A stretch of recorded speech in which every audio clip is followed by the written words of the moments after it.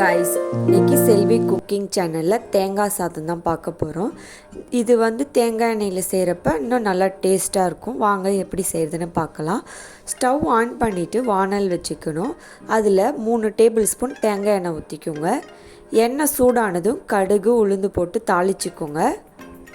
கடுகு தாளிஞ்சதுக்கு அப்புறம் அதுல 2 டேபிள் ஸ்பூன் கடலை பருப்பு போட்டுக்கோங்க. கடலை பருப்பு முந்திரி பருப்பு இதெல்லாம் போட்டு செய்கிறப்ப நல்லா டேஸ்ட்டாக இருக்கும். சாப்பிட்றதுக்கு குழந்தைங்களாம் நல்லா விரும்பி சாப்பிடுவாங்க. கடலை பருப்பு போட்டு பொரிஞ்சதுக்கப்புறம் அதில் ஒரு 8 முந்திரி பருப்பு சேர்த்துக்கோங்க. வேர்க்கடலை கூட சேர்த்துக்கலாம். நல்லா ஹெல்த்தியாகவும் இருக்கும், டேஸ்டியாகவும் இருக்கும்.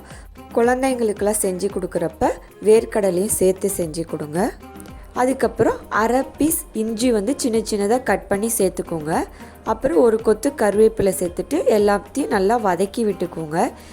இதெல்லாம் நல்லா வறுபட்டதுக்கப்புறம் மிளகா காஞ்ச மிளகா சேர்த்துக்கணும்.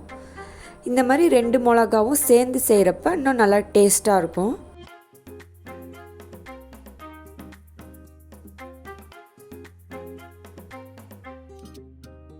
இந்த சாதத்தை தேங்காய் எண்ணெயிலே செய்யுங்க. அப்போ தான் நல்லா டேஸ்ட்டாக இருக்கும். நான் சொல்கிற மாதிரி செய்யுங்க.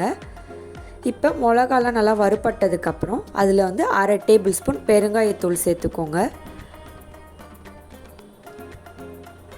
நல்லா கிண்டி விட்டுட்டு துருவின தேங்காவை சேர்த்துக்கோங்க. நான் ஒரு மூடி தேங்காய் சேர்த்துருக்கேன். தேங்காய் சேர்த்துட்டு நல்லா 5 நிமிஷம் வதக்கி விடுங்க.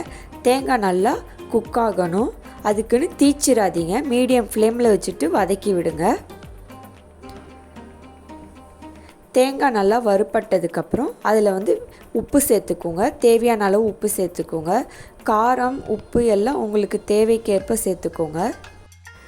தேங்காய் சாதத்துக்கு உப்பு தாங்காது. அதனால் உப்பு போடுறப்ப பார்த்து போடுங்க.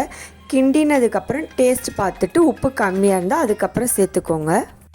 அதுக்கப்புறம் வேக வச்சு சாதத்தை இதில் போட்டு மிக்ஸ் பண்ணிக்கணும்.